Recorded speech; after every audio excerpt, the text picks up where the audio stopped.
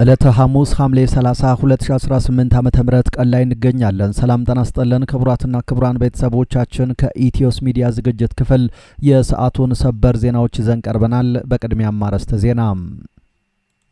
በአማራ ምድር ባገዛዙ ጦርና በፋኖ ኃይሎች መካከል የሚደረገው የፊት ለፊትና የጨበጣ ውጊያ ዛሬም ተጠናክሮ ቀጥሏል።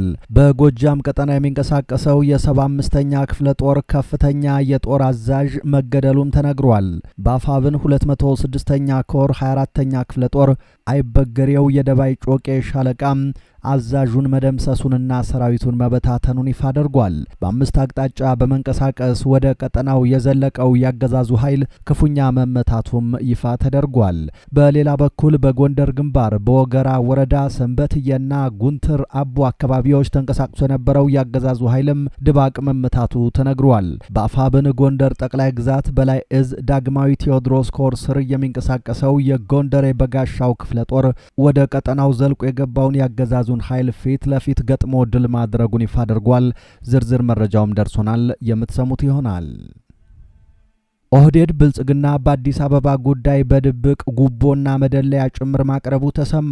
በዚህም የተሳታፊዎችን አቋም ለማስቀየር እስከ 200 ሺህ ብር መደለያ መቅረቡን የተጋለጠው ኦህዴድ ብልጽግና ሁሉም አጀንዳዎች ላይ ወስኖ የመጣ ቢሆንም በተለየ ሁኔታ ርብርብ እያደረገ የሚገኘው አጀንዳ 7 ላይ ነው ተብሏል። አጀንዳ 7 ማለት የፌዴራል ከተሞችን ጉዳይ የሚወስነው ነው። በዚህ አጀንዳ ስር ሁሉም ከኦሮሚያ የመጡ ተሳታፊዎች በድርጅት ውሳኔ አዲስ አበባ፣ ድሬዳዋና ሞያሌ የኦሮሚያ መሆን አለባቸው ብለው አቋም እንዲይዙ ከማድረጉ ባሻገር በማጭበርበር ጫና በማድረግና በገንዘብ ጭምር በመደለል ውሳኔ ለማስወሰን እየሰራ መሆኑ ተጋልጧል። በዝርዝር መረጃውን ይዘናል። ባጫ ደበሌ ከሰሞኑ ባደረጉት ቃለ መጠይቅ ወቅት የሰነዘሯቸውን አነጋጋሪ አስተያየቶች በመቃወም የህወሓት ቃል አቀባይ አቶ ሚካኤል አስገዶም ጠንከር ያለ ምላሽ ሰጡ። ባጫ በንግግራቸው 4 ኪሎ ባዶ ሆኖ ኑና ግቡ ቢባሉ እንኳን አይመጡምና የሚፈልጉት ብር ከሆነ ከመንግስት ይጠይቁ ሲሉ የተናገሩትን አቶ ሚካኤል የፖለቲካ ትንበያ ውድቀትና በህዝብ መከራ ላይ መቀለድ ሲሉ ገልጸውታል። ባጫ ደበሌ ጦርነት ከተነሳ በኋላ የኤርትራ መንግስት የሚባል አይኖርም በማለት መናገራቸውም ብዙ ሲያነጋግር ቆይቷል። ይህንን በተመለከተ ምላሽ ተሰጥቶበታል። በዝርዝር ከኛ ጋር ከቆያችሁ እናሰማችኋለን። በፑንትላንድና በሶማሊያ ፌዴራል መንግስት መካከል በተከፈተ ውጊያ የፑንትላንድ ኃይሎች የፌዴራል መንግስቱን የጦር ካምፕ መቆጣጠራቸውን ገለጹ። የሶማሊያ ከፊል ራስ ገዛ አስተዳደር በሆነችው ፑንትላንድና በፌዴራል መንግስቱ መካከል ያለው ውጥረት እንደገና ባየለበት በዚህ ወቅት የፑንትላንድ ታጣቂ ኃይሎች ትናንት በጋልካዮ በሚገኘው የፌዴራል መንግስት ጦር ላይ ጥቃት ከሰነዘሩ በኋላ የጦር ካምፑን ሙሉ በሙሉ መቆጣጠራቸውን ገልጸዋል። በዓለም አቀፍ መረጃችን ይዘነዋል። ክቡራትና ክቡራን ከኛ ጋር ከቆያችሁ እነዚህንና ሌሎችንም መረጃዎች ከዚህ ቀጥለን በዝርዝርና በትንታኔ ወደ እናንተ እናደርሳለን። ኢትዮስ ሚዲያን ሰብስክራይብ ብታደርጉ እንዲህ አይነት መረጃዎች በየቀኑ ፈጥነው ይደርሷችኋል። አሁን በቀጥታ ወደ ዝርዝር መረጃው።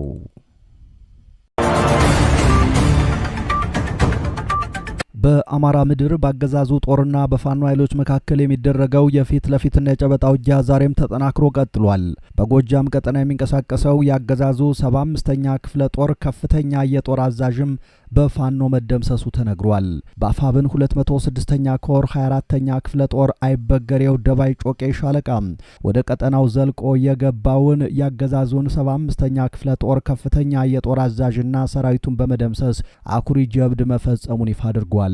በአምስት አቅጣጫ በመንቀሳቀስ በደባይ ጥላት ግን ወረዳ ወረራ የፈጸመው ያገዛዙ ጦር ባይበገሬዎቹ የደባይ ጮቄ ሻለቃ በተቀናጀ መልኩ በተወሰደበት ማጥቃት ከፍተኛ የጦር አዛዡን ጨምሮ በርካታ ሰራዊቱ ተደምስሶበታል። የፋኖ ኃይሎች ያገዛዙን የማጥቃት እቅድ ቀድመው በመረዳትና ወደ ስበት ማዕከላቸው ሰተት ብሎ እንዲገባ በመፍቀድ ከፍተኛ ጥቃት የከፈቱበት ሲሆን የ206ኛ ኮር 24ኛ ክፍለ ጦር ደባይ ጮቄ ሻለቃ ከበባ በመፈጸም የጦር አዛዡን ከነሰራዊቱ መደምሰሳቸውን የተነገረው። ትንቅንቁ በበርካታ አካባቢዎች አሁንም የቀጠለ ሲሆን አገዛዙ የተከበበውን ሰራዊት ለማውጣት በዚህ ሰዓት መድፍ ዙ23 ሞርተር ከሌላ አካባቢ ጭምር በማስመጣት እየተኮሰ መሆኑ ተነግሯል። በተመሳሳይ በጎንደር ግንባርም የፋኖና ያገዛዙ ጦር ትንቅንቅ ተጠናክሮ የቀጠለ ሲሆን በወገራ ወረዳ ሰንበትየና ጉንትራቦ በሚባሉ አካባቢዎች ተንቀሳቅሶ የነበረው ያገዛዙ ኃይል ከባድ እርምጃ ተወስዶበታል። በአፋብን ጎንደር ጠቅላይ ግዛት በላይ እዝ ዳግማዊ ቴዎድሮስ ኮር ስር የሚንቀሳቀሰው የጎንደር የበጋሻው ክፍለ ጦር ሰሞኑን ከተለያየ አቅጣጫ ተጠራርቶ ወደ ፋኖ ይዞታ በገባው ያገዛዙ ጦር ላይ ከባድ እርምጃ እየወሰደ ይገኛል። ያገዛዙ ጦር ፋኖን ለማፈንና ከበባ ለመፈጸም በሌሊት የገባ ሲሆን የፋኖ ኃይሎች ደግሞ በጨበጣ ገጥመውታል። በዚህ ውጊያ ላይ ከባድ ትንቅንቅ እያደረጉ የሚገኙት የጎንደር የበጋሻው ክፍለ ጦር አሃድ የሆኑት የቴዎድሮስ ብርጌድ ነጋሪት ሻለቃና የአጥናፉ ብርጌድ እያያስ ምሮ ሻለቃ ፊት ለፊት ተጋድሎ እያደረጉ ሲሆን ያገዛዙን ጦር ብትንትኑን ማውጣታቸውን ይፋ አድርገዋል። ትናንት ነሐሴ 29 2018 ዓ.ም ከንጋት 12 ሰዓት ጀምሮ እስከ ቀኑ 8 ሰዓት ድረስ በተደረገ ከፍተኛው ውጊያ ከጠዳ ዩኒቨርሲቲ የሰለጠነው ያገዛዙ ጥምር ጦር ብትንትኑ ወጥቶ የድረሱልን ጥሪ እያሰማ ይገኛል። በዚህም ከዳባት ከገደብየና ካምባ ጊዮርጊስ ከተሞች ያገዛዙ መከላከያ በዙ 23ና በአየር መቃወሚያ የተረፈውን ሰራዊት ለማውጣት እንቅስቃሴ መጀመሩ ተነግሯል።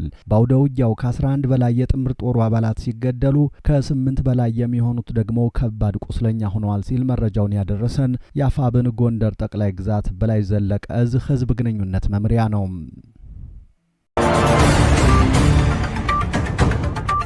ኦህዴድ ብልጽግና አዲስ አበባን ለመሰልቀጥ እስከ 200 ሺህ ብር መደለያ ማቅረቡ ተጋለጠ። ኦህዴድ ብልጽግና ሁሉም አጀንዳዎች ላይ ወስኖ የመጣ ቢሆንም በተለየ ሁኔታ ርብርብ እያደረገ የሚገኘው አጀንዳ 7 ላይ ነው ተብሏል።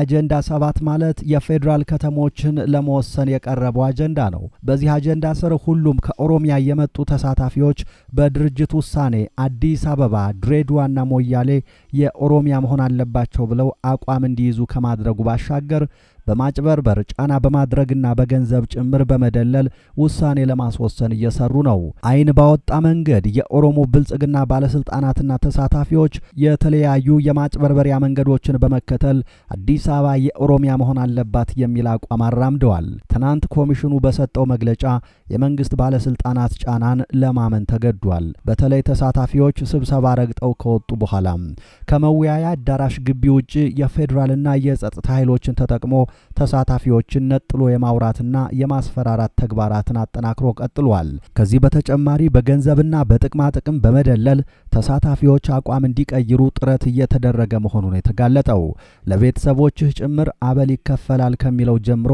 እስከ 200 ሺህ ብር ድረስ የተሰጣቸውና ቃል የተገባላቸው ተሳታፊዎች እንዳሉ ታውቋል። አወያዮችንና ኤክስፐርት ተብለው የተመደቡ ምሁራንን በመጠቀም የተዛባ መረጃና የኦሮሞ ብልጽግና ፓርቲን አቋም ለተሳታፊዎች በግልጽና በስውር ማስረዳት አቋም ለማስቀየር የሚደረገው ሌላኛው መንገድ ነው። በተለይ ደግሞ አወያይ ተብለው የተቀመጡት ለሚፈልጉት ተሳታፊ ብቻ የመናገር እድል በመስጠትና ለሌሎች ደግሞ ሆን ብለው በመንፈግ ግልጽ አድሎ ሲያደርጉ ሰንብተዋል። ይህም በተሳታፊዎች ዘንድ ትልቅ ቅሬታ የፈጠረና ዘግይቶም ቢሆን የኮሚሽኑ አመራሮች ያመኑት ጉዳይ ሆኗል።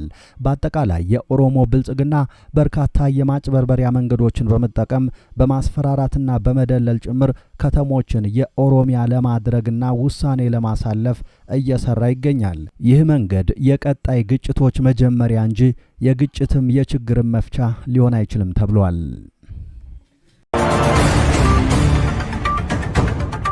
በኬንያ የኢትዮጵያ አምባሳደር ባጫ ደበሌ ከቢቢሲ ጋር ባደረጉት ቃለ መጠይቅ የሰነዘሯቸውን አነጋጋሪ አስተያየቶች በመቃወም የህወሓት ቃል አቀባይ አቶ ሚካኤል አስገዶም ጠንከር ያለ ምላሽ ሰጥተዋል።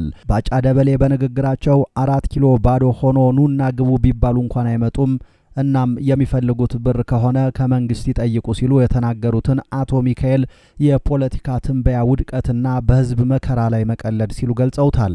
አቶ ሚካኤል በማህበራዊ ሚዲያ ገጻቸው ባሰፈሩት ምላሽ ባጫ ደበሌ ሀገራዊና አህጉራዊ ሁኔታዎችን አበጥረው መተንተን ሲሳናቸው በምንም አይነት ሳያቅማሙ ወደ አለባሌ ቀልድ ይገባሉ ብለዋል።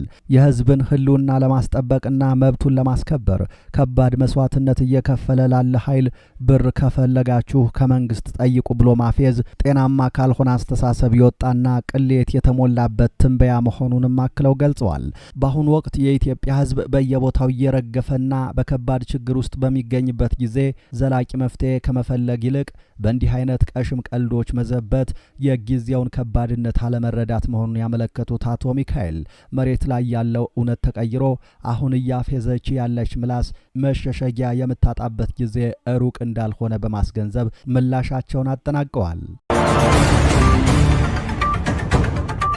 አገዛዙ በኢሃፓ አባላት አቶ አበባ አካሉ፣ አቶ ይስሐቅ ወልዳይና በፓርቲው ጠበቃ አቶ አበራ ንጉስ ላይ የሽብር ጥቃት ለመፈጸም ተንቀሳቅሰዋል ሲል ወነጀለም።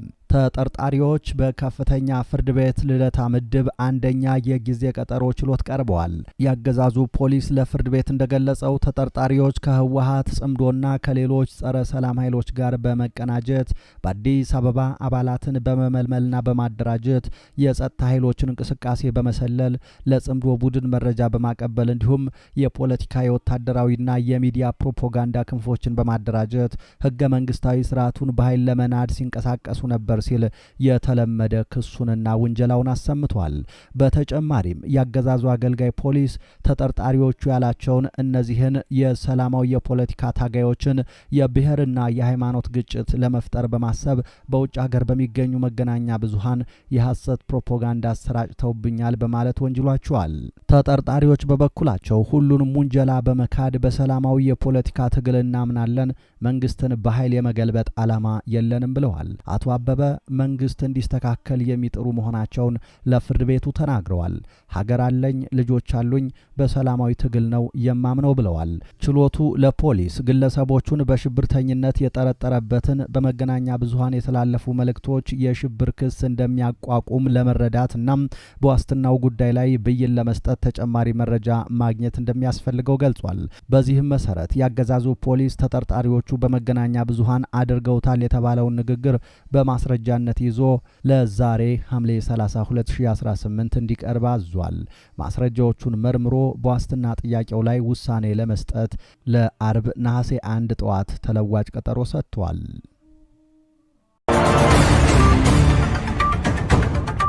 በፑንትላንድና በሶማሊያ ፌዴራል መንግስት መካከል በተነሳ ጦርነት የፑንትላንድ ኃይሎች የፌዴራል መንግስቱን የጦር ካምፕ መቆጣጠራቸውን ገለጹ።